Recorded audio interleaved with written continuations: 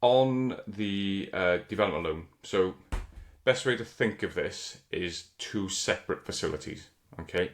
So we've already established that you ring fence, or you have your development, your refurb pot, if you like, and then you will have your purchase pot, okay? So the way we split it earlier in the conversation was we allocate the spend to the refurb, and then whatever's left gets attributed to the purchase, yeah?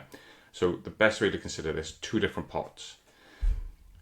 On the purchase side, you've had all of that money on day one, okay? And we do something called a retained interest model. So let's, for the purposes of this conversation, say it's 1% a month, because the maths is a lot easier.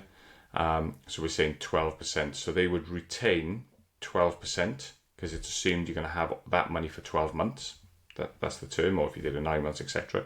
So 12% will be deducted from that on day one, okay? So you don't actually get the 70,000 that we were discussing. You will have the interest deducted, and you will get the net advance. Okay. Now that's done. That's defined. We know that you've got the money on day one. That pot is already accounted for. Of the different side of it, which is the refurbishment element, that pot, we do not know what's going to happen with that, because even though you've told us what your drawdown profile is going to look like, it could be faster, slower, etc., etc. You might get further into the bill before you need the money, and so on. So so that attributes interest on a roll-up basis.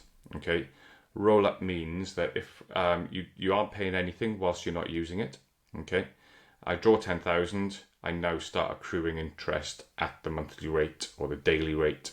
Going forward, then I'll draw another, and it'll just carry on rolling up. So my 45 or 50,000 pounds in this scenario will likely be 55,000 by the time I actually pay it back. So the quicker you can get through that exercise, the better. Or well, often actually the more that you can spend of your own money without drawing the actual refurb element, the cheaper it ultimately is, because you're not using that money for a longer period of time.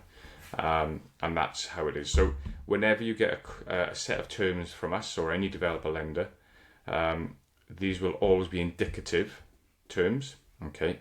The reason being is we do not know what that roll-up element is actually going to look like until the loan is formally drawn. Okay.